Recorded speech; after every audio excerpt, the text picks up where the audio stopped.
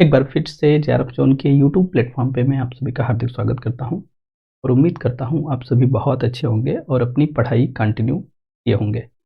आज की वीडियो में हम टाइप्स ऑफ लर्निंग को डिस्कस करेंगे। हमने आपको लर्निंग क्या है, लर्नर क्या है, लर्नर की कौन कौन सी कैरेक्टरिस्टिक्स होती है, लर्निंग की कौन कौन सी कैरेक्टरिस्टिक्स होती है, इसके अलावा लर्निंग की कौन कौन सी थ्योरीज हैं, इन थ्योरीज को हमने बेसिक रूप से आपको बताने का प्रयास किया।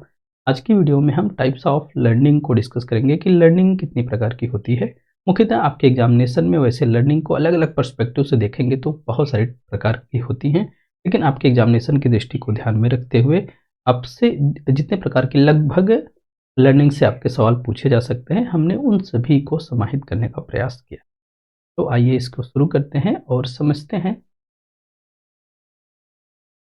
इस वीडियो में हम जो लर्निंग कवर करेंगे, motor learning, discrimination learning, verbal, concept, factual, इसके अलावा latent, associative, implicit, explicit, procedural and receptive language learning कौन कौन सी होती हैं, इन सब के बारे में हम आपको एक कॉन्सेप्चुअल नॉलेज प्रदान करेंगे।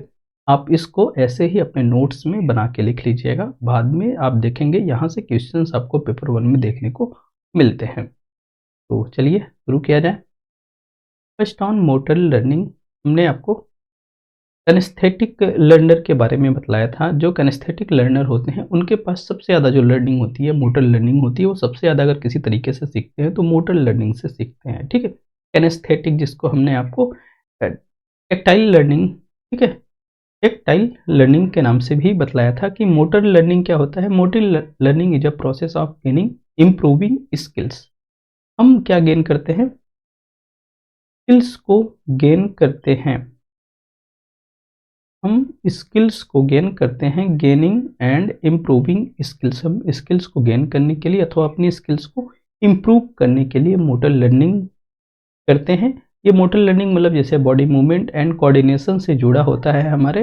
ये बॉडी मूवमेंट एंड कोऑर्डिनेशन होता है कि ये कैसे अपनाई जाती हैं, ये प्रैक्टिस अथवा एक्सपीरियंसेस के माध्यम से मिलती। जैसे हम बाइक को राइड करना सीखते हैं, हम बास्केटबॉल को शॉट करना सीखते हैं, हम कीबोर्ड को टाइप करना सीखते हैं बगैर लुकिंग फॉर की। ठीक है, जैसे मस्कल्स मेमोरीज, ठीक है, कोऑर्डिनेशन करना, इनका रिफाइनिंग मूवमेंट्स। ठीक है, तो ये सारी जो गतिविधियां होती हैं ये सभी मोटर लर्निंग एक्टिविटीज होती हैं। आप इनको हैंड्स ऑन लर्निंग भी बोल सकते हो, हैंड्स ऑन लर्निंग बोल सकते हो। जो मोटर लर्निंग है बेसिकली कैनेस्थेटिक जो लर्नर होते हैं, जो कैनेस्थेटिक लर्नर होते हैं उनके लिए उपयोग में आती। ठीक है, motor learning gaining for improving skills. ठीक है, बेसिकली बॉडी मूवमेंट्स या कोऑर्डिनेशन के माध्यम से इसको लर्न किया जाता है। ये प्रैक्टिस एंड एक्सपीरियंस के ऊपर डिपेंड करती है। जैसे हम बाइक को राइड करना सीखते हैं, क्रिकेट खेलना सीखते हैं, ठीक है, कोई फोर व्हीलर कार चलाना सीखते हैं, कुछ भी ऐसा जो नई हमारे अंदर हुनर पैदा करे, हमारे अंदर स्किल्स पैदा करे, वो सभी मोटर लर्निंग के अंतर्गत आएंगे। सेकेंड ऑन है डिस्क्रिमिनेशन लर्निंग। ठीक है, डिस्क्रिमिनेशन लर्निंग को हम ऐसे एसोसिएट कर सकते हैं कि हम सिमिलर सिचुएशंस पे या सिमिलर थिंग्स के बीच में डिफरेंस कर पाएँ, सिमिलर चीज़ के प्रति हम डिफरेंस कर पाएँ कि मिलती जुलती प्रतिक्रिया तो है लेकिन हम उसमें डिस्क्रिमिनेट कर पाएँ कि इसके लिए हमें कैसा रिस्पॉन्ड करना है और इसके लिए हमें कैसा रिस्पॉन्ड करना है। ठीक है, कहने का मतलब जैसे एक जो डॉग्स होता है, डॉग्स ये सीख गया है कि हमको कब बार्क करना है, मतलब जब उसको डोरबेल की आवाज़ सुनाई देती है तब वो बार्क करता है। अगर डोरबेल के अलावा कोई आवाज़ सुनाई देती है तो वो बार्क नहीं करता है। मतलब कि वो साउंड्स में डिस्क्रिमिनेट करना सीख गया है कि जब इस तरह से बेल बजेगी तो मतलब डोरबेल बज रहा है। ठीक है, अगर दूसरे तरीके से बेल बज रही है तो वो डोरबेल नहीं है, हमको यहाँ बार्क नहीं करना है। जैसे जो बच्चे होते हैं, बच्चे बी एंड डी में थोड़े से ये सिमिलर आपको लगते हैं लेटर्स, इसके बी एंड डी प्रोनाउंसिएशन करेंगे तो सिमिलर लगेंगे, लेकिन जो बच्चा होता है इसके साउंड के आधार पे डिफ्रेंशिएट करता है कि ये बी है कि डी है। ठीक है, बी है कि डी है। तो डिस्क्रिमिनेशन लर्निंग क्या है, डिस्क्रिमिनेशन लर्निंग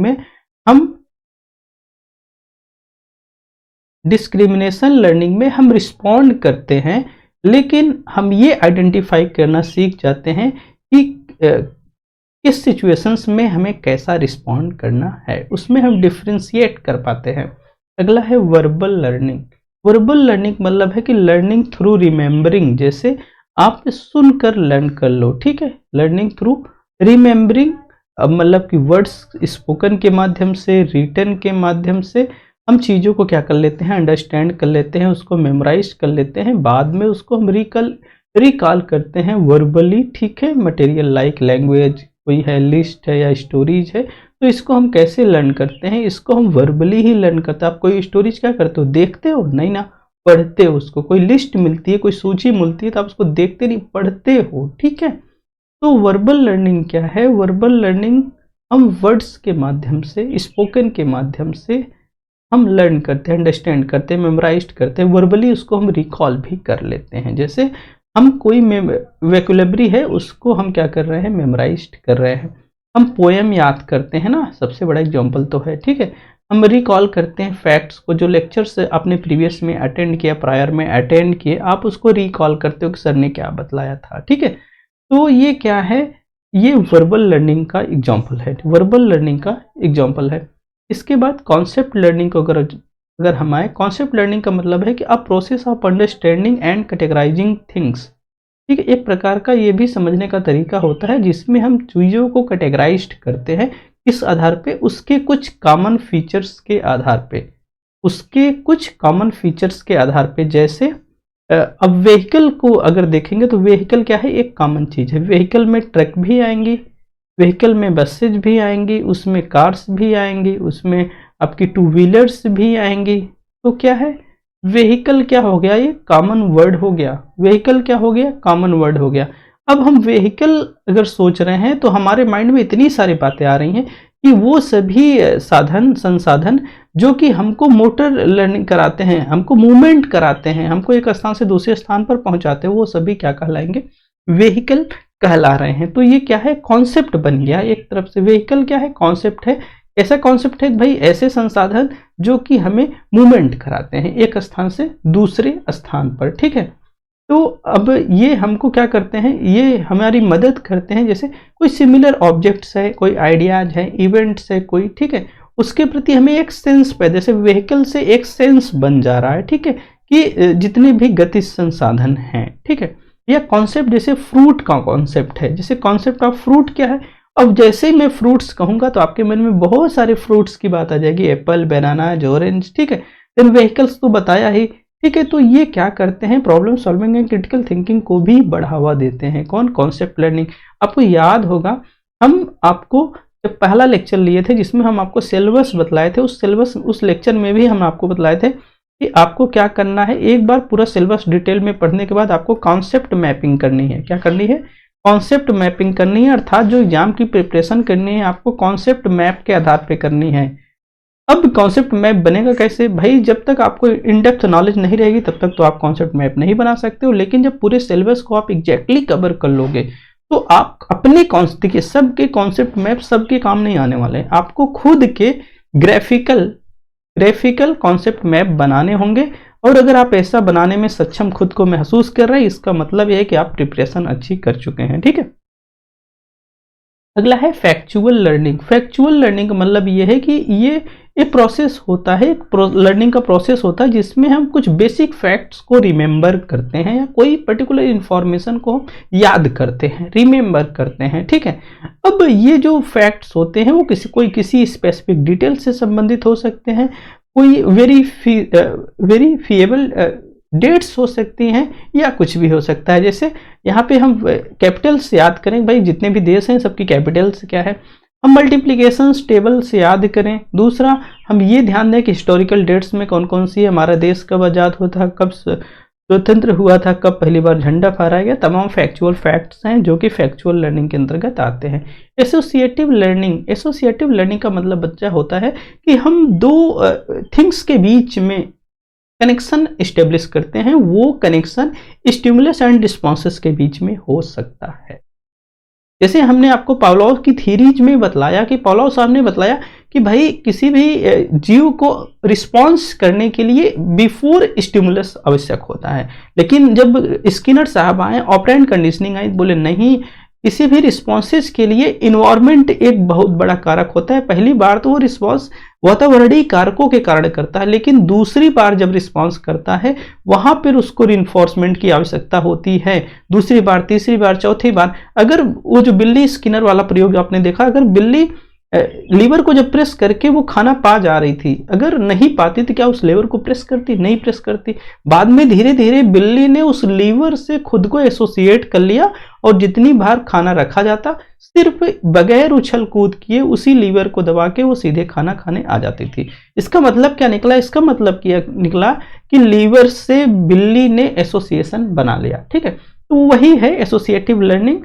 अब यहाँ पे देखिए क्लासिकल कंडीशनिंग है, जो कि पावलोव का सिद्धांत बोला था, जिसने डॉग पर एक्सपेरिमेंट किया, जिन्होंने कहा भाई रिस्पॉन्सेज के लिए स्टिमुलस का होना जरूरी है। इनकी थ्योरी को यस टाइप की थ्योरी भी बोला गया। ठीक है, और जो इसके बाद आई ऑपरेंट कंडीशनिंग, जो कि बिहेवियर कॉन्जिक्वेंस थी, व्यवहार के ऊपर निर्भर थी। ठीक है, इन्होंने कहा भाई नहीं, पहले वातावरणीय कारक होते हैं जो कि उसको अनुक्रिया कराते हैं। अब अनुक्रिया जब करती है तो उसको अगर कुछ अच्छा मिलता है तो उसको रिइंफोर्समेंट मिलता है, फिर वो आगे कार्य करने के लिए फिर से तैयार रहती है। दूसरा paired associative learning. Paired associative learning का मतलब ये होता है बच्चा, जैसे मैं बच्चे को समझाऊं, जैसे कोई हमारे घर का बच्चा है, वो फ्रांस में रहता है, तो अब मैं उसको समझाऊं जैसे बच्चा इंडिया की राजधानी दिल्ली है वैसे फ्रांस की राजधानी पेरिस है, तो वो इंडिया की राजधानी दिल्ली है वो जानता है, तो वो पेरिस को फ्रांस की राजधानी के रूप में रिलेट कर पाएगा। तो हम एसोसिएशन करते हैं पेयर्ड में। ठीक है,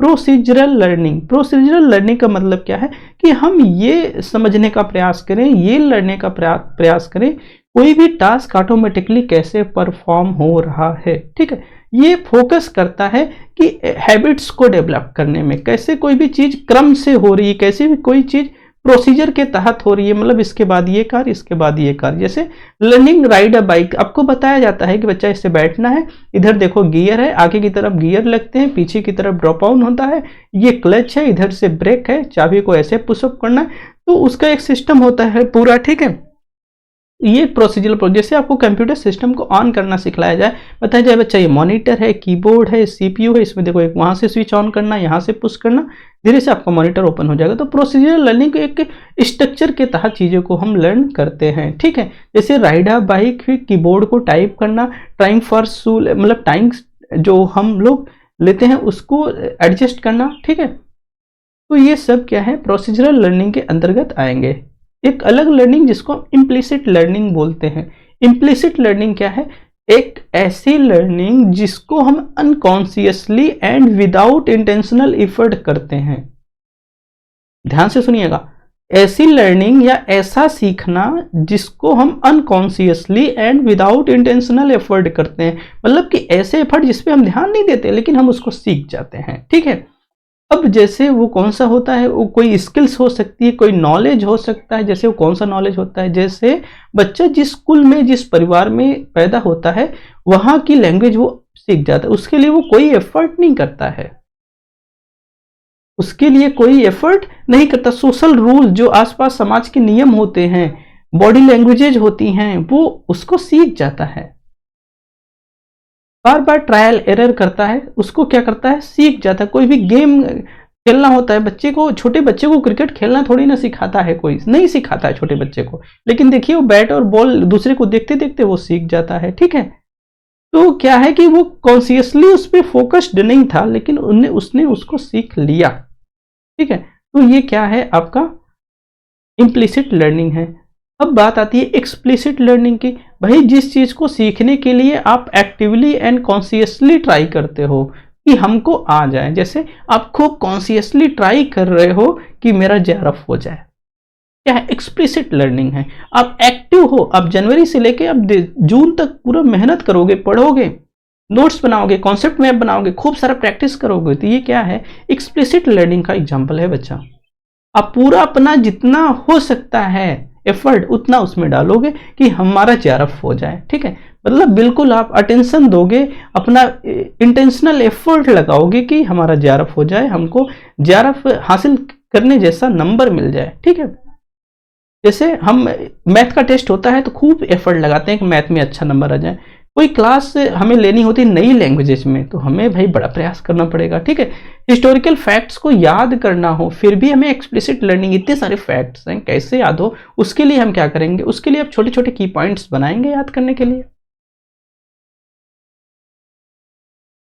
रिसेप्टिव लर्निंग, रिसेप्टिव लर्निंग का मतलब होता है कि यहाँ पे जो लर्नर होता है पैसिवली इंफॉर्मेशन को रिसीव करता है, वो एक्टिवली इंगेज नहीं होता है केवल इन डिस्कवरी एंड एक्सप्लोरेशन, ठीक है। कोई भी चीज डिस्कवरी हो रही है, एक्सप्लोर किया जा रहा है, उसमें एक्टिवली इंगेज नहीं होता है, पैसिवली केवल चीजों को रिसीव कर रहा है। जैसे आप मेरा लेक्चर सुन रहे हो, ठीक है, जितना एक्टिव मैं हूं उतना एक्टिव आप नहीं है। आप स्क्रीन प्ले कर दिए, वीडियो स्क्रीन के सामने बैठ गए, अब मैं आपको बोल रहा हूं, समझा रहा हूं, आप हमको सुन रहे हो, रीड कर रहे हो, रिटेन कर रहे हो, ठीक है।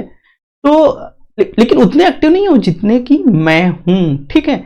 तो ये है रिसेप्टिव लर्निंग, ठीक है। रिसेप्टिव लर्निंग, लिसनिंग हो रही है, रीडिंग हो रही है, ऑब्जर्विंग हो रहा है, ठीक है। ये सारी जो प्रक्रियाएं होती हैं रिसेप्टिव लर्निंग के अंतर्गत आती हैं। जैसे कोई टीचर एक्सप्लेन कर रहा है किसी कॉन्सेप्ट को, रिसेप्टिव लर्निंग के कॉन्सेप्ट को मैं एक्सप्लेन कर रहा हूँ, या टाइप्स ऑफ लर्निंग के कॉन्सेप्ट को मैं एक्सप्लेन कर रहा हूँ, आप उसको देख रहे हो। आप कोई डॉक्यूमेंट्री देख रहे हो, ठीक है, हिस्ट्री के संबंधित, आप टेक्स्ट बुक को रीड कर रहे हो, ठीक है, रिसेप्टिव लर्निंग है। Then non associative learning, non associative learning का मतलब होता है बच्चा कि बगैर एसोसिएशन के, बगैर एसोसिएशन के, ठीक है, बगैर एसोसिएशन के, ये भी दो प्रकार की होती है। मतलब इसमें जो स्टिमुलस और रिस्पॉन्स होता है उनके बीच में वो बॉन्डिंग नहीं बन पाती है, स्टिमुलस एंड एक्शंस वो एसोसिएशन नहीं बन पाता है। वो दो होती है, एक हैबिचुएशन है, एक सेंसिटाइजेशन है, ठीक है। ये दोनों हैं क्या, हैबिचुएशन का मतलब होता है कि जैसे कोई भी चीज, अगर कोई भी स्टिमुलस हमको बार बार अगर वो हमारे संपर्क में आ रही है तो उसके प्रति हमारी जो प्रक्रिया होती है वो कम हो जाती है। इसका बहुत सरल सा उदाहरण मैं आपको दिखलाऊं।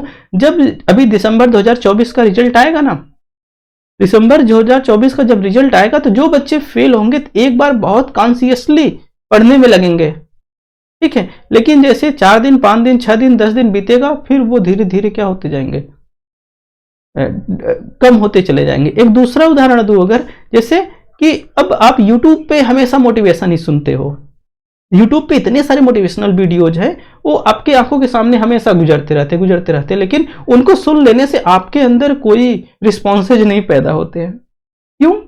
क्योंकि वो स्टिमुलस हमको बार बार स्टिमुलेट कर रहा है, हमारी उसकी हैबिट पड़ गई है, आदत पड़ गई है, ठीक है। जैसे कि अब वॉल पे घड़ी लगी होती, बार बार टिक करती है। एक बार शुरुआत में अगर किसी रूम में घड़ी नहीं है तो लगती है, तो टिक टिक करती है, तो माइंड पे लगता है कि प्रेशर पड़ रहा है। लेकिन कुछ समय बाद हम क्या करते हैं, उस टिक टिक की घड़ी को हमको सुनाई नहीं पड़ता, हम उसको नजरअंदाज कर देते हैं, ठीक है। सेंसिटाइजेशन का मतलब होता है इंक्रीज रिस्पॉन्सेज टू स्टिमुलस, ठीक है। इसका मतलब है कि भाई हम स्टिमुलस के कारण हमारे रिस्पॉन्सेज इंक्रीज्ड हो रहे हैं, रिपीट हो रहे हैं, ठीक है। अब जैसे कोई नल खराब है घर की और टिक टिक टिक करके पानी गिर रहा है नल पर, मतलब टपक रहा है जल, तो जितना बार आप उसको सुनेंगे उतना कष्ट होगा। वो ऐसा नहीं है कि आप उसको नजरअंदाज कर पाएंगे, जब भी सुनेंगे आपको लगेगा यार पानी वेस्ट हो रहा है, ठीक है। तो ये क्या है, ये सेंसिटाइजेशन है, पहला हैबिचुएशन है, ठीक है, non associative learning. Then observational learning, observational learning को बहुत अच्छा हमने आपको बतलाया, आपको इसके पहले बंडूरा के मॉडल में मॉडलिंग एंड इमिटेशन, ठीक है, मॉडलिंग एंड इमिटेशन के माध्यम से हर बच्चे का कहा जाता है कि अपना कोई मॉडल जरूर होता है जिसको वो इमिटेट करता है, जिसके माध्यम से वो लर्न करता है। कहते हैं कि जो बच्चा होता है वो लर्न करता है कैसे, दूसरों को देखकर, वॉच करके, दूसरे के बिहेवियर को इमिटेट करके। अब देखते हैं कि शाहरुख खान बाल कैसा शेप किया है तो उस तरह से शेप कर लेंगे, विराट कोहली बाल कैसा शेप किया है तो कैसा शेप कर लेंगे। कैसे किया भाई, उस विराट कोहली के बिहेवियर से आपने उसको इमिटेट किया, वो फैशन बन जाता है। क्यों बन जाता है, क्योंकि लोग उसको इमिटेट करते हैं, वो उनका रोल मॉडल हुआ करता है, ठीक है। तो यहाँ पे it does not require direct experience, just observing it enough. जैसे विराट कोहली जैसा बाल बनाने के लिए आपको डायरेक्ट एक्सपीरियंस करने की जरूरत नहीं कि जाके टच करोगे या देखोगे इनका बाल कैसा है, नहीं, आपने देखा उनकी हेयर स्टाइल कैसी है, नाई की दुकान पे पहुंच गए, बोले कि इस स्टाइल का बाल काट दो भाई, तो ऑब्जर्व ही करना इनफ होता है। बंडूरा ने स्टेप्स भी बतलाए थे कि कैसे लोग इमिटेट करते हैं, लर्न करते हैं, तो हमने इसके पहले भी आपको बताया थ्योरीज में। अटेंशन करना होता है, पहले मॉडल्स क्या करते हैं, मॉडल्स के बिहेवियर को अटेंड करते हैं, दूसरा उसको धारण करते हैं, रिटेंशन करते हैं, ऑब्जर्व करते हैं, रिमेंबर करते हैं। थर्ड ऑन रिप्रोडक्शन, मतलब अब तो सब सीख गए हैं भाई, ऐसे विराट कोहली बाल झाड़ता था तो आप भी उस बिहेवियर को, उस तरह के बाल अपना बनाना शुरू कर दिया। अब हमारी तरह जिसके बाल कम होंगे तो उसका क्या हो सकता है, ठीक है। मोटिवेशन का मतलब यह है कि भाई अब बाल बढ़िया से बना के गए बाहर, तो आपके दोस्त लोग और सब बड़ी बखान की है आपकी, बड़ी प्रशंसा की है आपकी, तो क्या लगेगा भाई, आप उस बिहेवियर को रिपीट करो, वो आपको रिवार्ड मिल रहा है। लेकिन जैसे ही बाहर निकल, क्या यार कैसा बाल कटा लियो, तो आपको क्या लगेगा भाई, उस अवधारणा के प्रति आप अच्छा फील नहीं करेंगे, तो वहां से आप लौट जाएंगे, ठीक है। जैसे अब चाइल्ड जो होता है वो वॉच करता है अपने पेरेंट्स के देख के, ठीक है। कुकिंग, वो भाई रेसिपी नई नई बनाता है वीडियोज को देख के, ठीक है। जो सोशल बिहेवियर से हम अपने फ्रेंड्स और फैमिली के माध्यम से ऑब्जर्व करके सीख लेते हैं, ये सारे जो उदाहरण है ऑब्जर्वेशन लर्निंग के उदाहरण है। अगला है मोरल लर्निंग। मोरल लर्निंग याद आया होगा तो एक नाम आपको और याद आ गया होगा, अभी जस्ट थोड़ी देर पहले हमने आपको पढ़ाया था, ठीक है। Moral learning process of developing and understanding, क्या क्या डेवलप करना है, राइट और रॉन्ग क्या है, इथिक्स क्या है, वैल्यूज क्या है, सोशल नॉर्म्स क्या है, रूल क्या है, नियम क्या है, न्याय क्या है, मोरल जजमेंट क्या है, ठीक है। ये सारी चीजें आपके माइंड में आती है। भाई मोरल लर्निंग कैसे हैपन होगी, पहला काम तो भाई वही है ऑब्जर्वेशन का, ठीक है। ऑब्जर्वेशन कहाँ से होगा, पेरेंट, टीचर, रोल मॉडल्स इत्यादि से, ठीक है। दूसरा एक्सपीरियंस है, भाई पर्सनल एक्सपीरियंस करके आप देखेंगे। Third on stories and education है, fables, religious teachings, classroom lessons about values, learning honestly through moral stories, हम मोरल स्टोरीज के माध्यम से लर्न करते हैं ना। देन स्टूडेंट एक्सपीरियंस वाला सेक्शन स्टोरीज का, देन रिफ्लेक्शन, भाई अब वो सारी चीजें ऑब्जर्व किया, उसको एक्सपीरियंस किया, अब हॉनेस्टली वो स्टोरीज के माध्यम से अब उसको रिफ्लेक्ट कर रहा है एक्शन के रूप में, ठीक है। और मोरल डेवलपमेंट की थ्योरी आपने थोड़ी देर पहले पढ़ी ही कोलबर्ग की, जिसमें उन्होंने बतलाया कि भाई मोरल डेवलपमेंट कैसे होता है बच्चे का, 3 स्टेजेस बतलाई थी, pre conventional, conventional and post conventional. Pre conventional stage में जो बच्चा होता है पनिशमेंट्स को अवॉइड करता है, ऐसे कार्य करने की सोचता है जिससे उसको प्रेज मिले, उसको प्यार मिले, उसको मोहब्बत मिले। लेकिन रूल्स को तो वो जानता नहीं है, वयस्क एडल्ट जिसको रोकता है उसको वो नहीं करता है, तो समझता है कि यही नियम है, ठीक है। कन्वेंशनल पे आता है रूल्स एंड सीकिंग, यहाँ पे जो बच्चा होता है नियमों को आधार बना लेता है, नियमों की तरह ही चलने का प्रयास करता है, खुद को गुड बॉय बैड बॉय बनाने लगता है। पोस्ट कन्वेंशनल में क्या होता है, वो इतना समझ जाता है कि जो रूल्स बने हैं सभी सोशल एग्रीमेंट्स होते हैं, समाज के केवल नियम है, बहुत ज्यादा आवश्यकता है, हमें उन नियमों को तोड़ भी सकते हैं, ठीक है। तो ये 3 फेजेज मोरल लर्निंग उन्होंने बतलाई थी। देन लेटेंट लर्निंग बहुत इंपॉर्टेंट है, इससे कई टाइम आपसे सवाल पूछा गया है। लेटेंट लर्निंग का मतलब क्या है कि आप कोई चीज लर्न करते हो, आप कोई चीज लर्न करते हो, सीखते हो, लेकिन don't show that you learn, आप ये नहीं दिखाते हो कि मैंने लर्न किया है। आप कोई चीज लर्न करते हो लेकिन ये नहीं दिखाते हो कि मैंने कुछ लर्न किया है। 10 वाले बच्चे बहुत ज्यादा करते हैं, खूब पढ़ेंगे अपना घर पे लेकिन अपने दोस्त को बहकाए रखेंगे, यार कुछ नहीं पढ़ते हैं, ठीक है। लर्न, आपने कुछ लर्न किया लेकिन ये शो कर रहे हो कि मैंने कुछ लर्न नहीं किया, ठीक है। Then a reason to use, it happens without obvious rewards and reinforcement. इस प्रकार जो लेटेंट लर्निंग होती है, इस प्रकार की लर्निंग में रिवार्ड्स एंड रिइंफोर्समेंट का रूल नहीं होता है, का रोल ही नहीं होता है इस प्रकार की लर्निंग में। इसको किसने बतलाया, इसको टॉलमैन ने बतलाया था कि भाई हमेशा जो लर्निंग होती है रिवार्ड्स एंड रिइंफोर्समेंट के माध्यम से नहीं होती है, रिवार्ड्स एंड रिइंफोर्समेंट के माध्यम से नहीं होती। इनका भी जो प्रयोग था वो रेट्स पे ही था, उन्होंने रेट्स को भूल भुलैया में छोड़ दिया और धीरे धीरे करके वो रास्ता खोज लिए, तो बोले कि भाई इसमें रिवार्ड्स और उनको रिइंफोर्समेंट कहाँ मिला, ठीक है। तो या जैसे आप रोज स्कूल जा रहे हो, अपने हर रोज स्कूल जाते हो, अब आप एक रास्ते से स्कूल जा रहे हो लेकिन स्कूल के आपने कई रास्ते ढूंढ लिए लेकिन उसका प्रयोग कभी नहीं करते हो। सडनली क्या हुआ कि आपका जो रेगुलर स्कूल जाने वाला रास्ता था वो ब्लॉक हो गया, तो क्विकली आप अल्टरनेट रूट पे चले जाते हो, ठीक है। लेकिन ये अल्टरनेट रूट पे जो गए हैं आप इसको कभी सोचे नहीं थे ऐसा हो जाएगा। जब इस रास्ते को ढूंढ रहे थे तो ये सारी चीजें भी आपके माइंड में नहीं थी, ठीक है। तो child hears parents using new words at home, कोई बच्चा है अपने पेरेंट्स के बीच में कोई नए वर्ड्स सुनता है, स्कूल में जाके वो उसका प्रयोग करता है, स्कूल में जाके वो उसको प्रयोग करता है।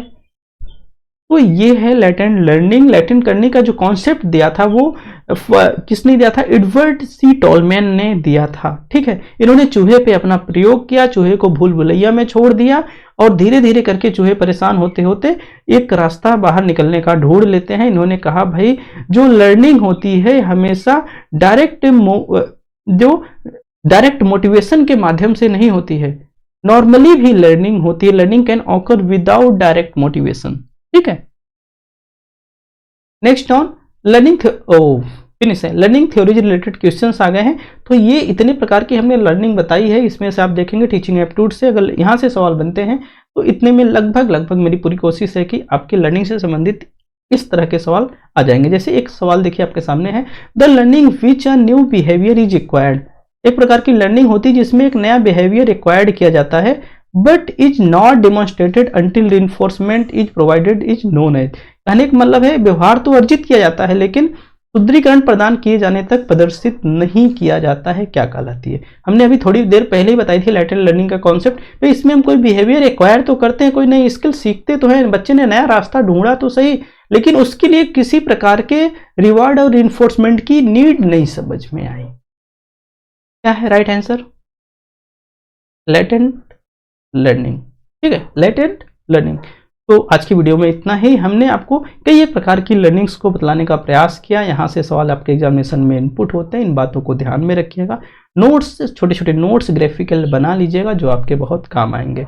वीडियोज आपको अच्छी लगती हो तो उत्कर्ष बैच जून 2025 को आप अपने उन दोस्तों के साथ भी शेयर करिए जो कि यूजीसी नेट पेपर 1 की प्रिपरेशन कर रहे हैं। ठीक है, उनको आप ग्रुप में जोड़िए, चैनल को उनके बीच में शेयर करिए, लोगों तक थोड़ी सी हमारी पहुंच को बढ़ाइए। आज की वीडियो में इतना ही। आप सभी को बहुत बहुत धन्यवाद।